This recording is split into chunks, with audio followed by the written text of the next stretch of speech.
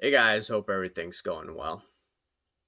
Alrighty, so I haven't done a video update in a while, and this video may surprise people, especially people that have been watching me for a while, where I used to talk about inflation, inflation, inflation, and yes, now we have that inflation.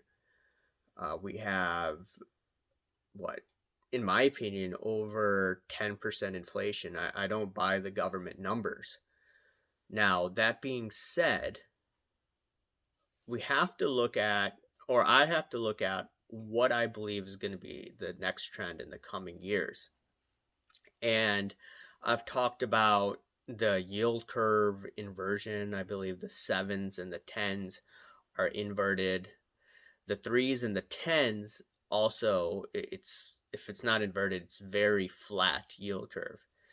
And if that becomes inverted, that's a sign showing that, hey, the bankers don't trust what's going on in the economy, because an upward sloping curve shows optimism. The minute that you have an inwarding sloping curve, that does not represent optimism. It's more skepticism of economic growth in the future.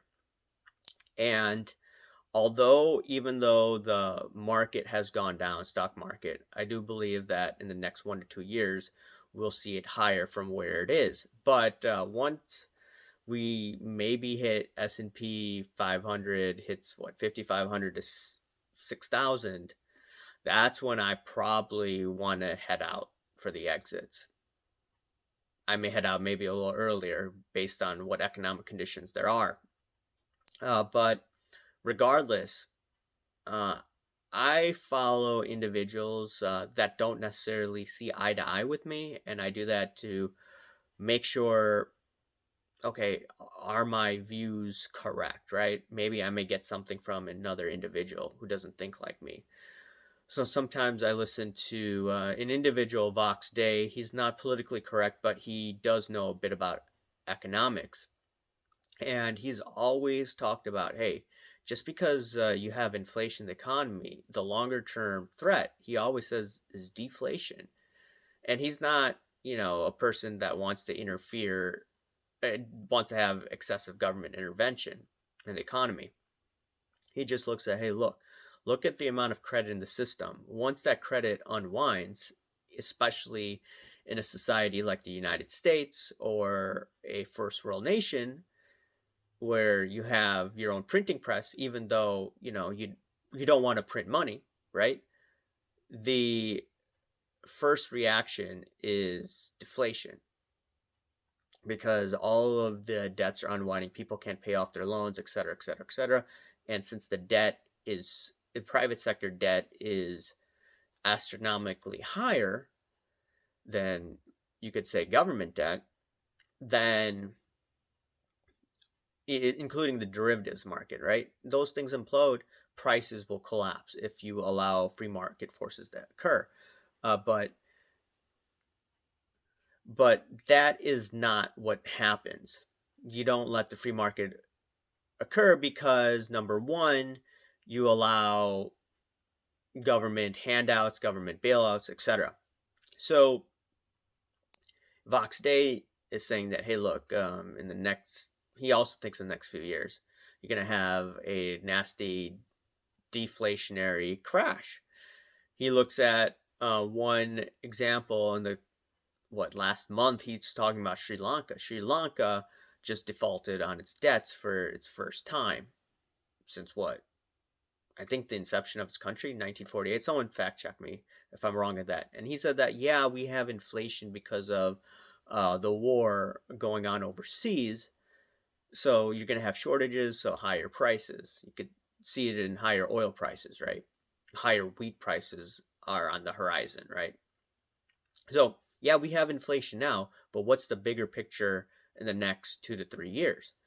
And the yield curve is just one indicator. There's also Eurodollar futures market, which are basically dollar deposits overseas, and that is inverted starting in June of 2023, or actually, I think it's Q3 of 2023. what is it, September or something like that. So you already have economic indicators that people don't look at. They're just looking at right now, right? But I'm just looking at, okay, a couple years from now. And that's what's going on. They're pricing in lower prices. And the other interesting part about all of this is even though I've been wrong on the 10-year yield, I thought that would rally, but it looks like it's probably going to be set to rally now based on all these technical indicators. But, don't quote me on that. You do your own research. Regardless, if you look at it, the 10-year yield is 3%, close to that. That's not relatively high, specifically for the fact that inflation, what is over 10%. And I always say that the bond market has the smartest participants out there. And if they're saying that, hey, the inflation rate, or if the 10-year yield should be, 3%, they're not pricing in nasty inflation. Even the short-term interest rates, they're not radically high. The 2 and the 3 years, it's what? 2 or 3 year yield is what? No more than 3%. That isn't a high yield. In the 1970s, you had the short-term interest rates, even long-term interest rates, they were double digits. So there are forces in the economy that are showing that, hey, we don't think this inflation story is going to hold up. Now, people may think that's insane, but this is what market indicators are showing. Some people are saying, hey, they're rigging the 10-year yield.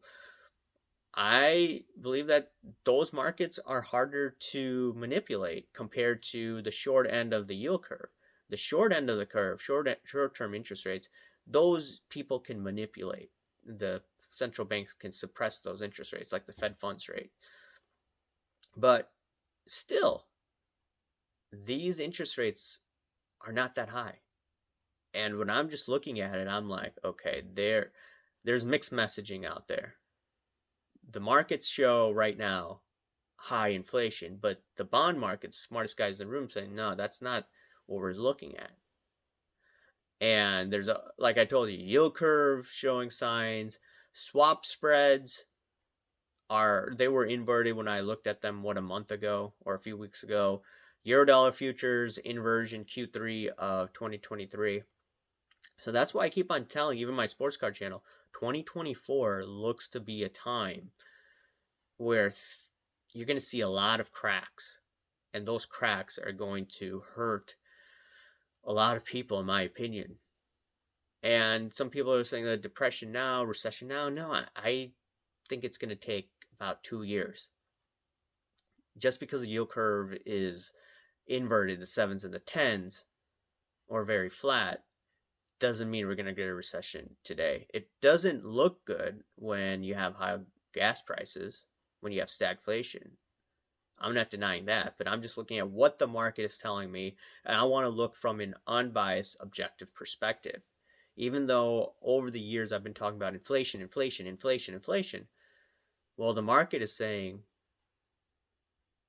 disinflation and even deflation a couple of years from now. So it's quite interesting. I know some people are not going to agree with me on that, but once again, I'm not here to appease anyone. I'm here to analyze information from an unbiased perspective. Anyways, guys, let me know what you think about all this. Smash that like button, subscribe if you haven't, comment down below, guys. Thank you. Bye.